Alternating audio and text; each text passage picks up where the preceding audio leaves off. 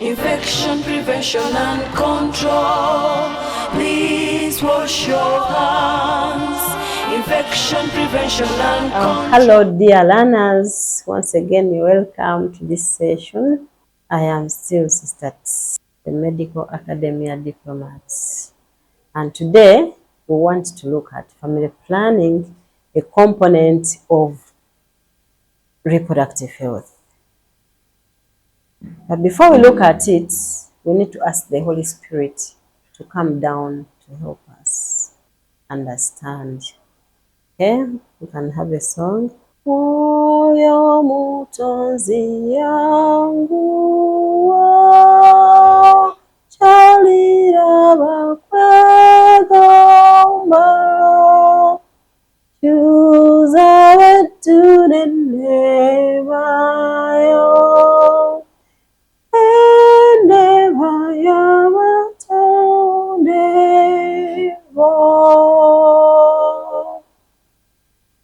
Okay, since we have called the Holy Spirit, He's coming down to help us understand.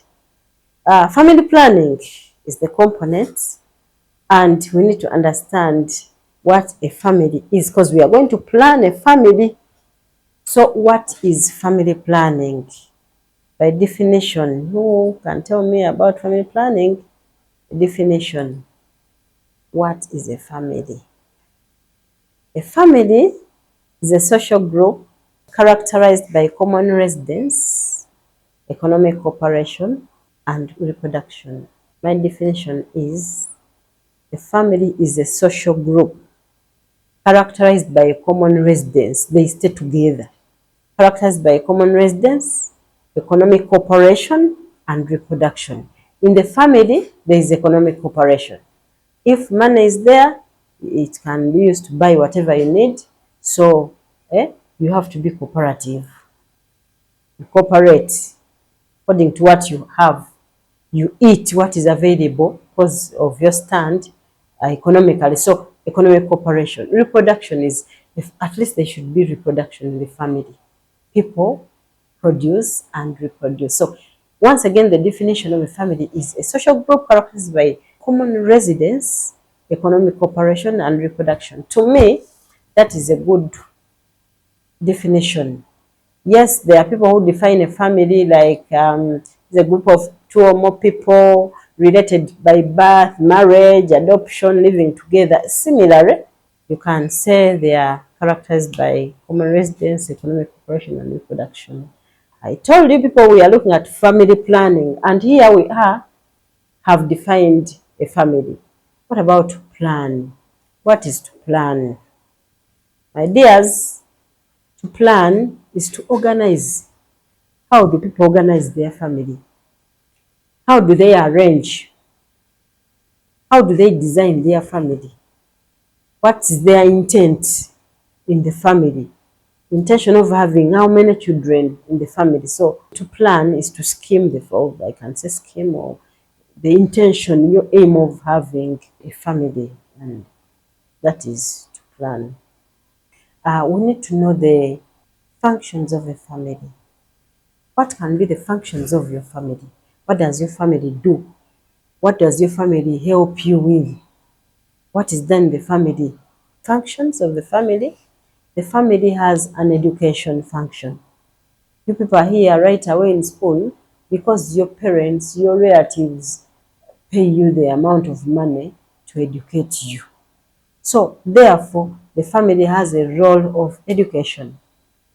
The family has a role of rearing children, child rearing. When the children are born, they have to be cared for. So child rearing is a function of the family. But before you rear the children, they must be born. So childbearing is also another function of the family. I can ask one of you, what is your religion? Okay, born again, yes. What is your religion? Yes, a Catholic. There are many religions. We have Catholics, we have SDAs, we have Malaches, they call it Malach. We have many Protestants and others. So you all learned your religions from your families. You are born again because your father, your mother, your uncle, your aunt, your sisters are born again. That is what you're seeing in the family. You are a Catholic because you are following up the Catholic ethics, and you are a Protestant because your family members are Protestant. So the family has a function of religious. Socialization is a function of the family. We also have political function. There are some families where the jaja was a politician, the son is a politician, the grandchild is also a politician. So the family also teaches politics, such that you can find politicians are born in these families. The family lastly has a function of regulating sexual behavior. They regulate the sexual behavior of people such that they are able to live together. We can now look at the definition. We have understood a family and we know what to plan. We know what a plan is or what planning is. So we need to define family planning. Family planning is defined as this is when a couple or an individual make voluntary and informed decision on when to have the children, how many children to have, and the interval between the children by using a family planning method of their choice. That is the definition of family planning. It's when a couple or an individual make voluntary decision on when to have it. They make a voluntary or informed decision on when to have children, the number of children to have, and the interval between the children by using a family planning method of their choice. I could ask you a question. Yes, we are looking at family planning. What could be the rationale for family planning? Why should we use family planning? Why should people in their reproductive ages use family planning methods? In other words, pregnancy prevention. How do you prevent pregnancy if you have not planned for it? One of the rationale for family planning is age. People should use family planning because of the age of marriage that is increasing, yet puberty is decreasing. So age of marriage is a reason why they should use family planning method. The other rationale is the reasons why they use family planning is there is a policy. We have a family planning policy that states that contraceptives should be made accessible to all sexually active females and males in need of contraception. So because the policy is there, people have to use family planning. There is a high prevalence of adolescent pregnancy. That is the reason they are using family planning. That is another rationale. High prevalence of adolescent pregnancy. And one of the rationale is reduction in socioeconomic problems related to high population. That when people use family planning methods, the socioeconomic problems are reduced. Socioeconomic problems. They are able to have enough money for their families because they planned for them, because they can spend what is really necessary for the families. The second rationale is to reduce maternal and infant health problems related to pregnancy. So if people use family planning methods, maternal and infant health problems related to pregnancy are reduced. There's also a high prevalence of adolescent pregnancy.